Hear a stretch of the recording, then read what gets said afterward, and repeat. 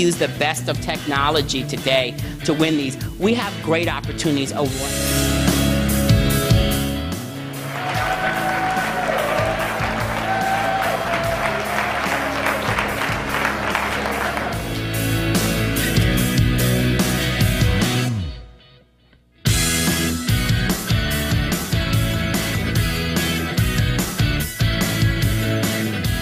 As I have said, every place I go now, given the changing demographics in the country, in which we're rapidly becoming a nation in which the majority will be people of color, it is very important that communities of color are bringing their ideas and their needs to actually lead the transformation of the nation into a place in which all can participate and prosper. I see this conference as a place where that conversation is front and center, and where the leadership for the future is going to emerge and has already emerged. So we could not be here. What was the world that the ancestors lived in? What was the world that anyone who has roots in the South, which is the vast majority of African Americans, wherever they may live in the country now, what was the world that they were living in? How did they survive? What did they do to bear up and endure under circumstances that many of us today could not even imagine ourselves living through? The Southern Regional Asset Building Coalition aims to advance state, regional, and national policies that build economic security for families and communities. The coalition was born from an initiative by the Ford Foundation called Building Economic Security Over a Lifetime, which promotes programs and policies to help low-income communities.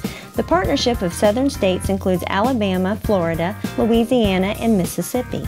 The South has always been the linchpin in efforts to create equal opportunity in this country, either as the main obstacle or as the place that has driven much of our national politics and much of our national economic changes. So the South is I would argue, the Southern region is the most important place in the country to be doing this work. And as the South goes, the rest of the country will go. The SRABC Conference is a chance for people to come together, to connect with people doing similar work, to form collaborations that can last for quite a while and assist them in taking their work to another level. So I have a question for you. How are we going to succeed in getting what we need if we don't even talk about it, right? So we don't say economic stimulus. So if you look at the jobs numbers that Dorian showed, they're worse than Dorian's data. This is the problem. You can just keep peeling back and peeling back and peeling back. More than 200 people traveled to Jacksonville, Florida for the 2013 SRABC Conference, which offered informative plenary sessions, workshops, and state breakout sessions. Approximately 150 organizations were represented, as well as several state and national policy leaders. The purpose of the SRABC Conference is to engage a diverse group of stakeholders to discuss challenges for economic growth in the Gulf Coast states, placing a special emphasis on defining policies and programs that support low-income families and communities. One of the important things about this working with the SRABC is being in community and having the opportunity to think about new ways in which to educate people around the impact of racial wealth and inequality, and reach new people to be in dialogue around those issues. It's when oppressed people win, they win for everyone. Victories for black people are not just victories for black people among themselves, but victories for all of us. And when I looked at the audience as I was standing before I was about to speak, I was just thinking about how we're all connected. Everyone in the room is connected toward dealing with something that has been in place before our grandparents were born. And here we are at this special place of being in a position to have the experience, the knowledge, the data, and now the structure to be able to deal with it, and to have the benefit of hindsight to be able to say, this is how we can go forward.